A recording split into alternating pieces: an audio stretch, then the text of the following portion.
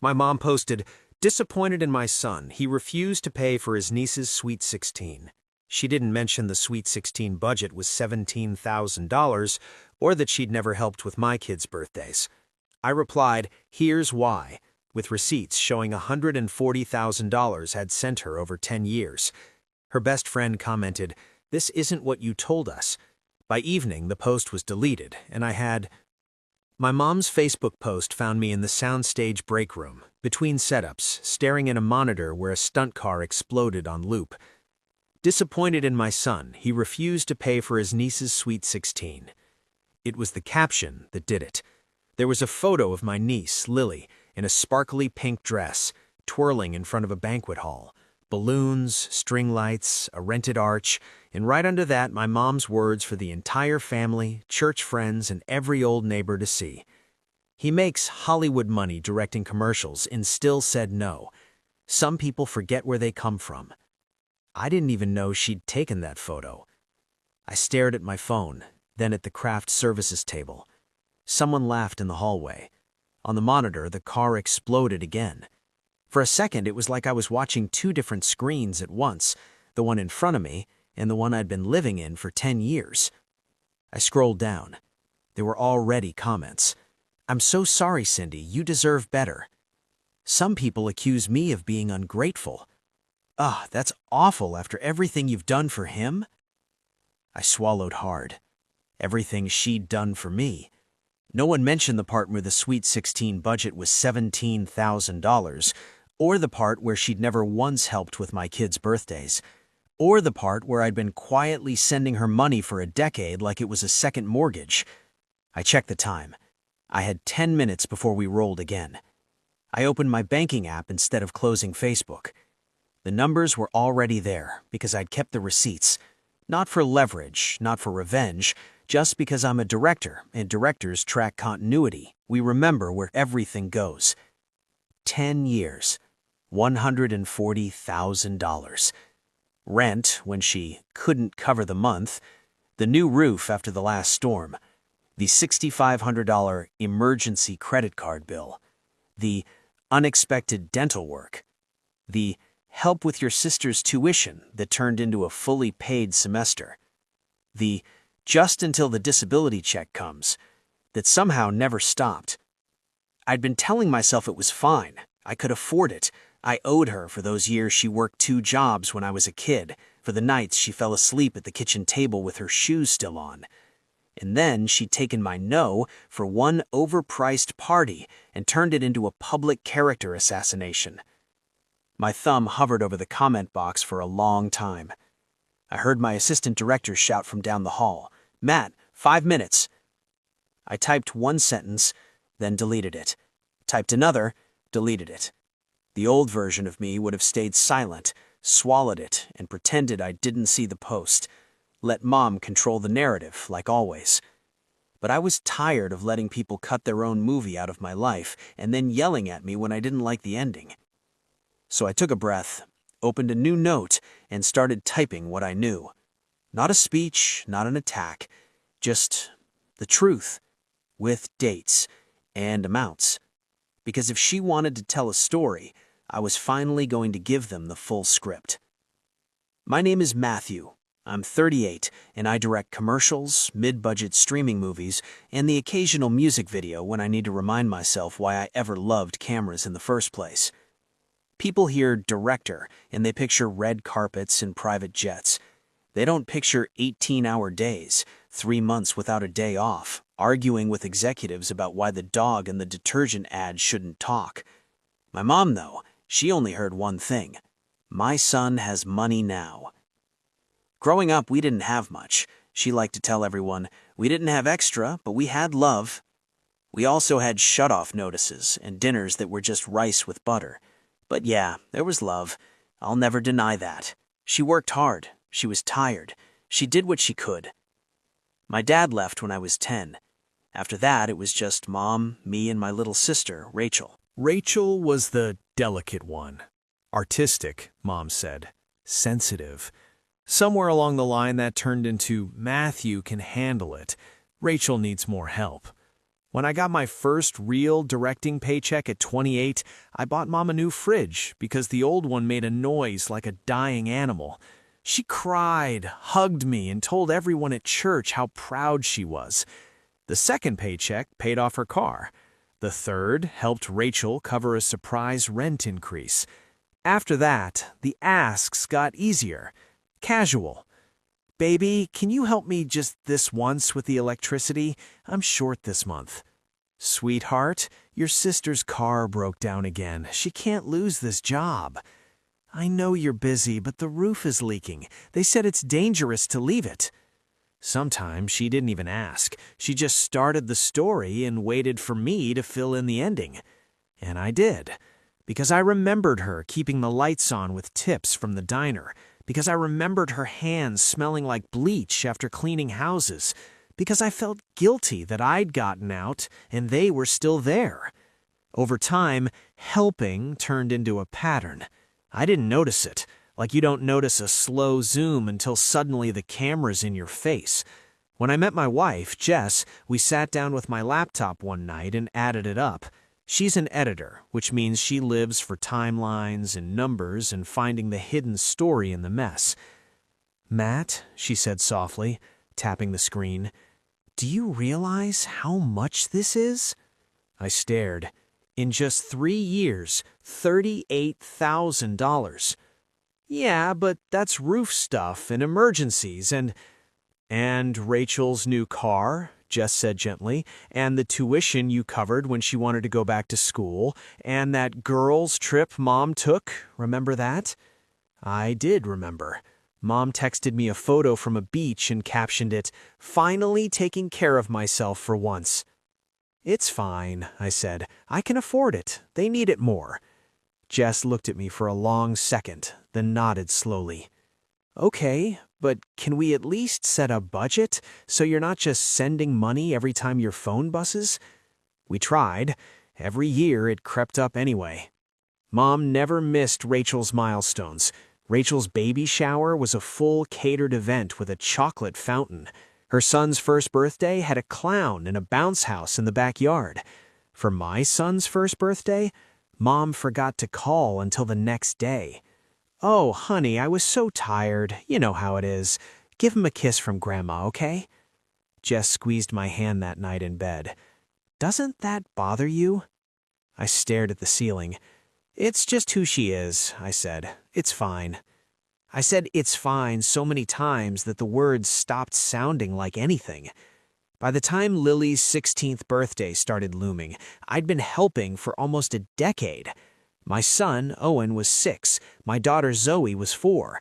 They'd had backyard birthdays with homemade cakes, pizza on paper plates, and friends from preschool. They were happy, sticky-faced, loud. One Sunday dinner at Mom's house, Rachel pushed back from the table with a sigh. "I just want Lily to have something special," she said, scrolling on her phone. "Like one of those parties you see on TV. She's such a good kid. She deserves it." Mom nodded immediately. "My granddaughter's only turned 16 once. She should feel like a princess." I took a sip of water, already feeling my stomach tighten. "What are you thinking?" I asked. Rachel brightened. "Okay, so I found this venue that does this all-inclusive package. DJ, photo booth, dessert bar, the works. It's like really classy, not cheesy at all."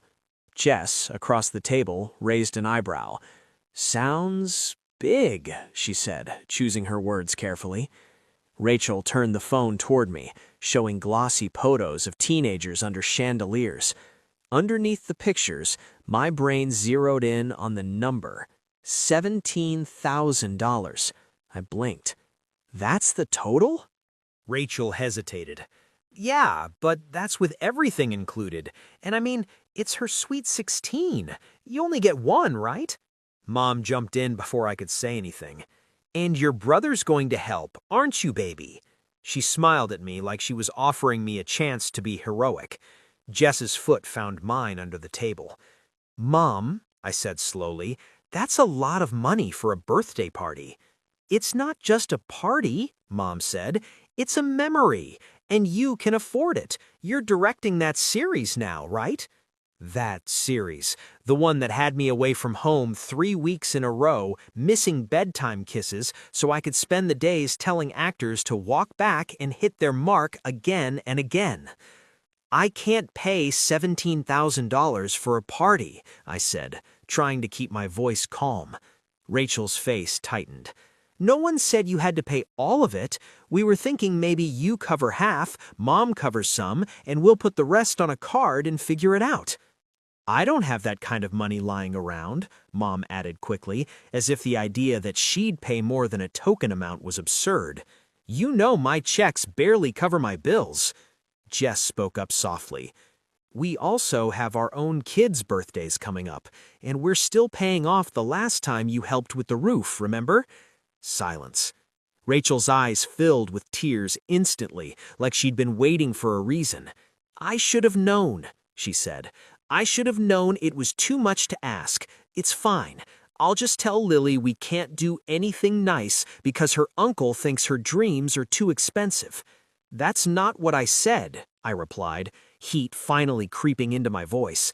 $17,000 is too much for a single night. I am not a bank. Mom shook her head, disappointed. That look, the one that used to destroy me when I was 10. I didn't raise you to say no to family, Matthew, she said. We all helped each other when we could. Family is supposed to show up. Jess's jaw tightened. I knew she was thinking of the spreadsheets on my laptop. Okay, I said, putting my hands flat on the table. Let's be clear. Over the last 10 years, I have sent you... Don't start counting. That's ugly. Money shouldn't be thrown in people's faces. Yeah, you chose to help. No one forced you. I felt something settle inside me. You're right. No one forced me, and I'm choosing not to pay for a $17,000 Sweet 16. The rest of the dinner was dead quiet. We ate in small, stiff bites. On the drive home, Jess didn't say I told you so. She just put her hand on my arm at a red light. I'm proud of you, she said. I didn't feel proud. I felt like I'd just broken something fragile and precious. Mom didn't text me for a week after that. When she finally did, it was short. I'm very disappointed in you, Matthew.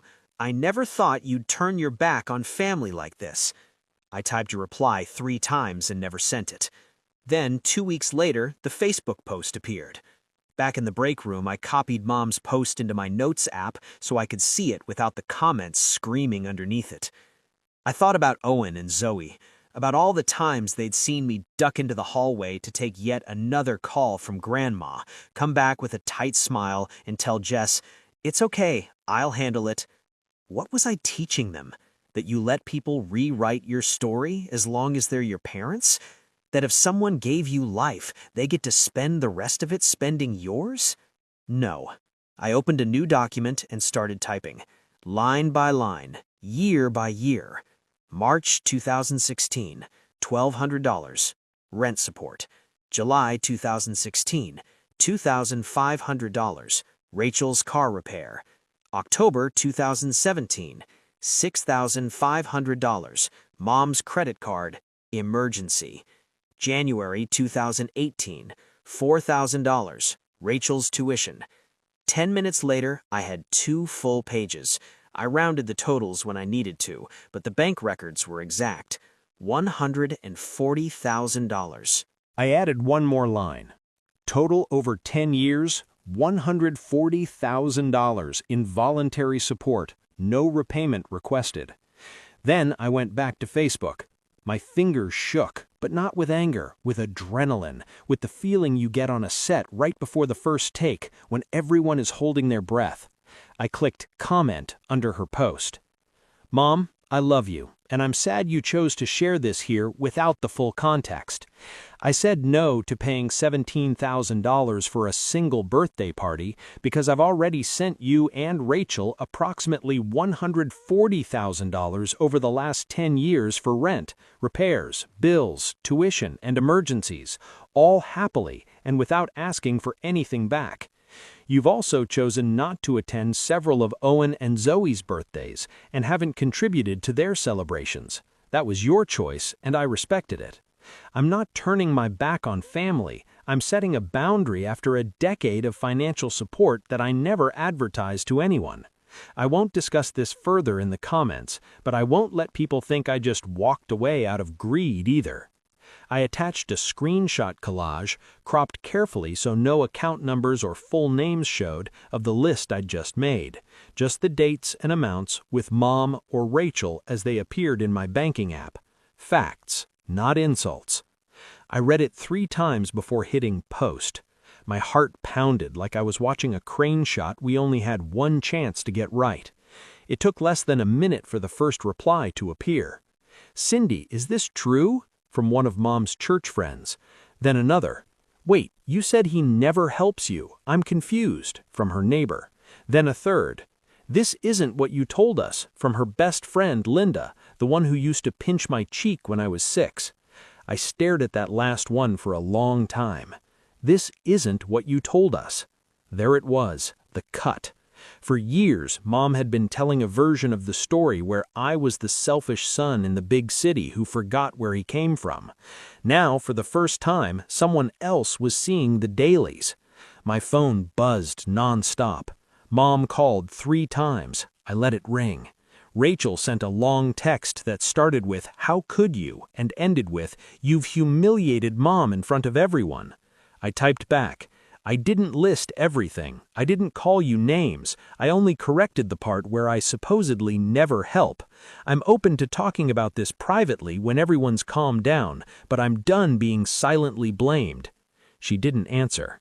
By the time we wrapped the day's shoot and I finally got back to my car, the post was gone, deleted. In its place, on Mom's profile, was a generic quote about keeping family business private.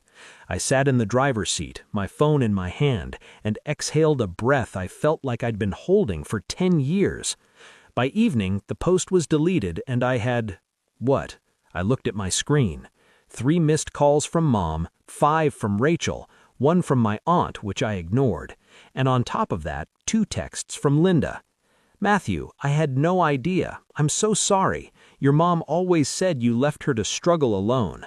I won't speak for her, but I see you differently now." And then, "For what it's worth, I think you did the right thing. Boundaries aren't betrayal." I stared at that second message until my vision blurred. Boundaries aren't betrayal. No one had ever said that to me before. That night, after the kids were in bed and the dishwasher hummed in the background, Jess and I sat at the kitchen table with my laptop open between us. "Okay," she said, pushing her hair back. "We need to decide what happens next." We'd done this 100 times in fictional worlds, plotting out character arcs, deciding where the story should land. Now it was my turn. "Next?" I echoed. Jess nodded. "You held up a mirror. You didn't scream, you didn't insult anyone, you just told the truth. Now Mom is embarrassed and so is Rachel. They're going to want to make this your fault. We need to know where your line is." I looked at the columns of numbers again. "Do you think I was too harsh?" I asked quietly. Jess shook her head. "I think you were factual, and I think it's the first time in 10 years you've defended yourself instead of just absorbing everyone else's narrative." She clicked open a new spreadsheet. "Here's what I'm thinking," she said. "You've been sending, on average, $14,000 a year. That's more than some people's entire savings.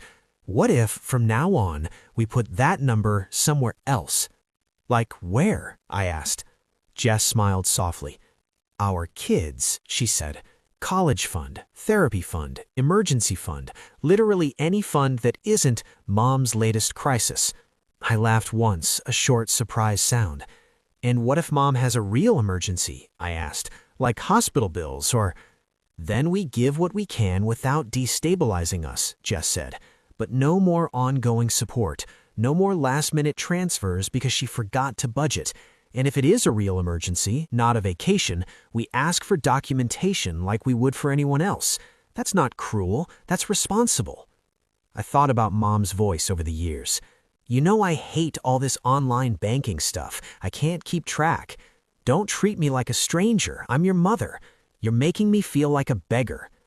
"I hate that it's come to this," I said. Jess reached across the table and took my hand. "I know," she said, "but this has already been happening. You're just choosing to see it now." We sat in silence for a moment. "Okay," I finally said. "No more regular transfers. If she asks, I'll tell her we're focusing on savings for the kids and our own future. If there's a genuine emergency, we'll look at it once, like grown-ups, not as her automatic safety net." Jess squeezed my hand once and nodded. "Are you ready for the fallout?" "I'm tired of living in a movie someone else wrote. So yeah, I think I am." Mom didn't call again for 3 days. When she finally did, I answered. The first 10 minutes were exactly what I expected. "How dare you air our dirty laundry in public? You made me look like a liar. Everyone is texting me. I'm humiliated." I listened, then said quietly, "Mom, you weren't honest." She went silent. "You told people I refused to help you. You told me I make Hollywood money and leave you to struggle. You left out 10 years and $140,000. "It wasn't like that," she said stiffly. "You know I appreciated it." "Then why didn't you say that? Why wasn't the post, 'My son has supported me for a decade, but he said no to this one thing and I'm hurt,' because that would have been true. Instead, you made me the villain." I heard her breathing on the other end. For a second, I thought she might apologize. She didn't. "I was just venting," she muttered. "You didn't have to slap me in the face with numbers like that. You know how that looks."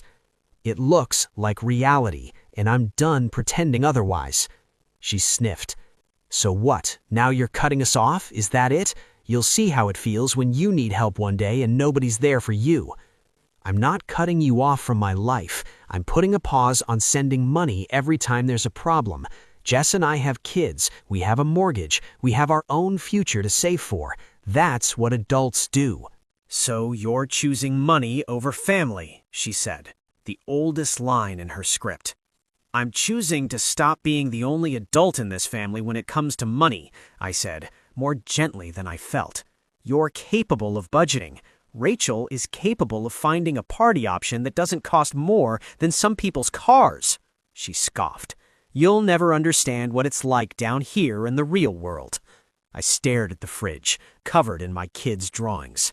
"I grew up in that same house," I said. "I do understand. That's why I've been helping. But endless sacrifice doesn't make me a better son. It just makes me broke and resentful." There was a long pause. "I can't talk to you when you're like this," she said finally. "You're so cold." "I'm not cold," I said quietly. "I'm clear. There's a difference." She hung up without saying goodbye. I stared at my reflection in the dark microwave door. For the first time in my life, I didn't feel like I needed to call back and fix it. Lily still had her Sweet 16. From what I saw on social media, they found a cheaper venue, skipped the dessert bar, and had a cousin DJ instead of hiring a professional. She looked happy. Her dress sparkled, there were streamers taped to the walls. I sent her a thoughtful gift, a good camera with a note, "For whatever you want to capture next. Love, Uncle Matt." She texted me a photo of herself holding it up, grinning. "Thank you. Mom said we shouldn't bother you, but I'm really glad you did anyway." I didn't answer that part. I just wrote back, "Can't wait to see the photos you take." Mom didn't post any angry statuses about me after that. She didn't post much at all. I noticed Linda liked nearly all my updates for a while, as if she was wordlessly standing in my corner. Rachel stayed distant. Short replies in the family group chat when I sent pictures of Owen's Lego monstrosities or Zoe's ballet recital. No real conversation. It hurt. Of course it did. But something else grew in the space where the guilt used to live. Breathing room. A few months later, Owen turned 7. We threw him a simple park party. Pizza, juice boxes, a soccer ball, a messy dinosaur cake. I invited Mom and Rachel. Mom wrote, "We'll see." Rachel didn't answer. On the day, kids ran in the sun, and one parent said, "Owen talks about you like you're a superhero." I laughed, but it stuck with me. My phone buzzed. "Sorry, not feeling up to the drive. Tell Owen Grandma loves him."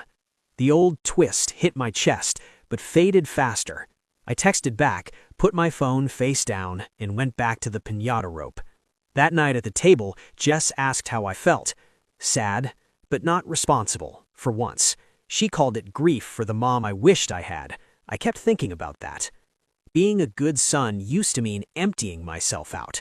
Now I think being a good father means showing my kids that love doesn't require you to bankrupt your future, and that when someone tells a one-sided story about you, you're allowed to calmly tell the rest. Mom and I still talk, but less. She hasn't asked for money in months. When she fishes with comments, I don't bite. Quietly, things are different. I stopped being the invisible line in her budget. I started directing my own story, and finally stopped paying in silence.